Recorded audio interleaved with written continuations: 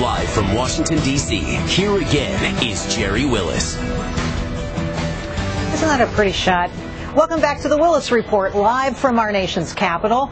Now that the Obamacare exchanges are open for business, what will the future hold for the law? And what does it mean for your doctor? I spoke with Republican Congressman Michael Burgess of Texas, who's also a medical doctor, to get his thoughts on this and more.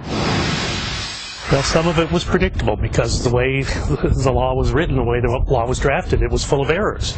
It was supposed to go to a conference committee and get all this straightened out. They didn't do it. As a consequence, we're dealing with the problems that were inherent to the law as written. And, you know, you look at it today, my home state of Texas, the exchanges are supposed to be up and working. They haven't been. I've tried to go on several times, and you get bumped off after you fill in all the information. That's got to be frustrating for people. I know they can get, that's a computer glitch, they can get that worked out. But it's just emblematic. They've had so much time and so much money to get this thing up and working, and it's not working. It's been 2.5 years. We are having a lot of software glitches today. But at the end of the day, what you really want to see is Obamacare repealed. Is that because you think we can't afford it? Is this the kind of program that could deep six the economy? Well, the affordability is a crucial item, and people, one of the reasons I've been anxious to get on the exchanges is look at what does the bronze plan cost? What is the lowest entry point going to cost my constituents back home? I'll bet it's going to be a lot more than it was this time last year. Next year, that price point will be significantly escalated. So, yeah, the fiscal pressure on the country generated by this law is really going to be, it's going to be something that's incredible. What about the other side of the equation? The care, the kind of services that people are going to get. We've already got a shortage of physicians. Is that only going to get worse? Well, the shortage of physicians was unfortunately not addressed. If you're going to perform health care in this country from soup to nuts, seems like you would want to do something on the provider end. Absolutely unaddressed in the Affordable Care Act. So we've got a problem there. What about, you know, the kind of care that most people will get on these from insurance on these exchanges? Well, it'll be different, and there will be a learning curve. I'm not sure if people will accept it or not. Perhaps they will. I think the price is going to be what's more unacceptable, but the care will suffer also, and people will see that, they'll feel that. It won't be what they've been used to. The visit to their doctor won't be the same as what it's been in the past. Well, I think people are going to have a lot of transition to go through, obviously. What's next steps for you and others who oppose this law? The president today, when he was speaking, he said, this is the law of the land. It's been settled. You've got to move on. Are you ready to move on? Well, interestingly, the president likes to say the Affordable Care Act is the law of the land, and then he complains about the sequester that he signed.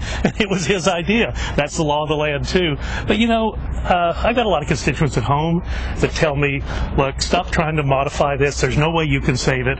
Let the cookie crumble, and when people realize how bad it is, they'll be clamoring for its repeal about a year from now, about a few months before Election Day in 2014. But what is the one thing that's really going to set people off, do you think? What is the thing that's going to make people stand up and say, got to get rid of this, it's not working? I think the most immediate thing will be the price.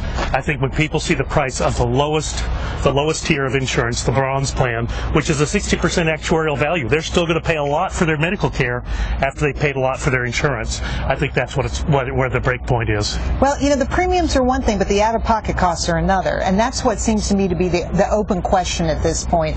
We're still trying to figure that out. That seems to be high. It's high, and then remember that limit on out-of-pocket expenses was suspended for a year by the president himself. Not by House Republicans, not by House Conservatives, but by the president. Well, we got a long way to go. What's your prediction? Does Obamacare remain the law of the land? Is it settled, or will we get rid of this? Well, it cannot, you know, again, it's not workable the way it was drafted, so something will have to change, and I'm not sure where those parameters are.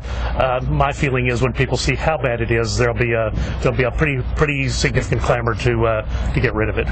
And as we go forward, I know, you know, lots of debate over the debt ceiling. You're also thinking about that. What is the next steps for that? Well, the debt ceiling, actually, that discussion cannot start until we finish where we are today. And so we'll have to do this one step at a time. You know, there's actually a precedent, though, for repealing a health care law back in '88. And Rostenkowski got so beat up when he went home after he passed his catastrophic health care bill, his constituents, Democrats in Chicago, demanded he remove it, and he did a year later. President Reagan has signed it into law. President Bush repealed it, but there is a precedent for you. So it's happened before. It could happen again. Congressman, thank you. It's always so good to have you on. Thanks for having me. Interesting stuff. Well, Congressman Burgess also said another reason the mandate won't work, look at the number of people who fail to file their income taxes every year. That rate sometimes in the mid-teens. When we come back, it's not just people without insurance who will be